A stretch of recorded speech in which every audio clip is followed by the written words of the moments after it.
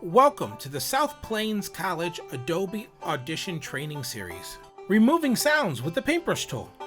Sometimes when we're recording audio, we get sounds that we don't want, like a cell phone ringing.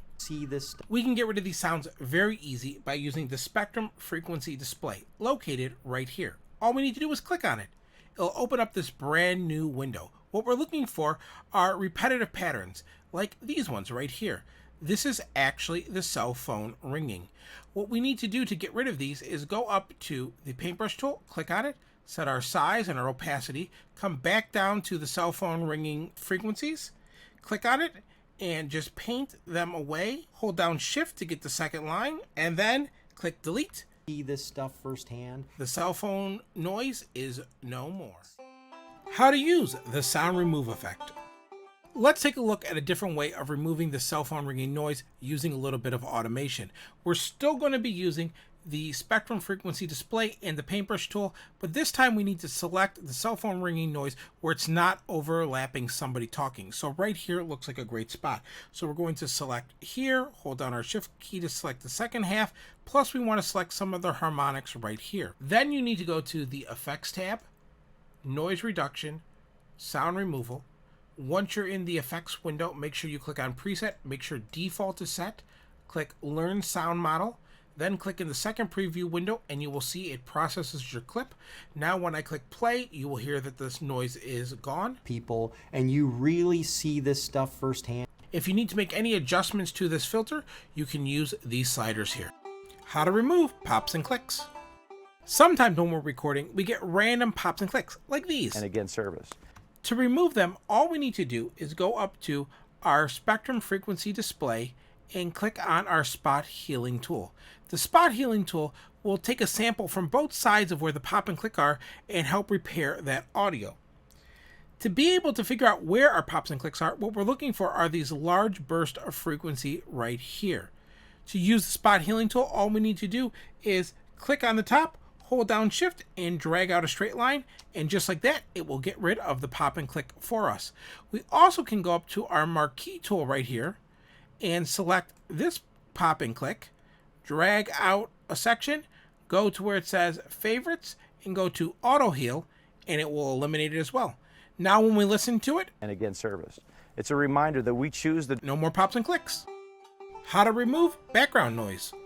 Sometimes when recording audio, we also capture noises from our room. Take a listen. That we also There's an easy way to remove it. All we need to do is go up to our time selection tool, select a part of our clip where nobody is speaking, like right here, then go to Effects, go to Noise Reduction, go to Denoise, make sure that we choose Preset as default.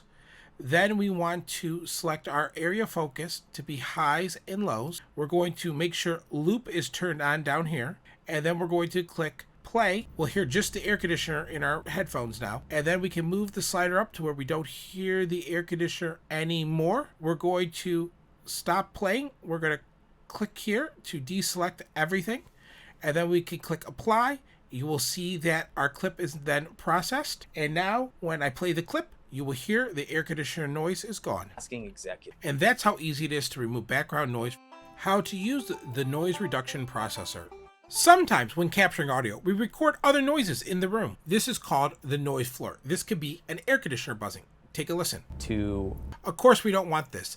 To remove this noise, first go up and select your time removal tool. Select a part of the audio where nobody is speaking. Then go to Effects, Noise Reduction Processor.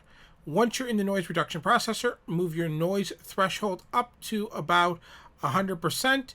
Take your reduce by down to 0. Make sure that you are on loop. Click play, and then move your noise reduction slider up till you can't hear the air conditioning noise anymore. Then click back in the spectral frequency display to deselect your selection. Click apply. Now when I click play, you'll hear the air conditioner noise has been removed. We also do is It's that easy to clean up your noise floor. How to use the de-reverb effect. Sometimes when you're capturing audio, reverb can be created, and the microphone will pick this up. Take a listen. It's that networking. We want to get rid of this. All we need to do is go to our effects rack, go to this little arrow right here, click on noise reduction, and go down to de-reverb. Once the effects panel is open, there's a few settings we need to make sure that are turned on. First, we want to make sure default is set as our preset. We want to go down to our process focus, make sure that's set to affect all frequencies. We want to make sure auto gain is turned on, and then our amount slider, we want to make sure that is at 0. We also need to check and make sure loop is on. Now when I click play, we're going to move the amount slider up till we don't hear reverb anymore. The executives at the top, they're the ones that are going to be the key influential Right about there sounds good. That's how easy it is to get rid of reverb. How to repair clipped audio. Sometimes when recording audio, we'll get clipping. All clipping means is we've cut off the peaks of our waveform and we've created distortion. Let's take a listen. Hiring military veterans. To fix this, go to our effects panel, go to diagnostics, and go to declipper. It will open up this window right here for us, and then all we need to do is click scan. It will analyze our clip and show all of the peaked audio. Once we're in the declipper menu, the first thing we want to do is click on the settings tab. This will give us a few parameters we can adjust.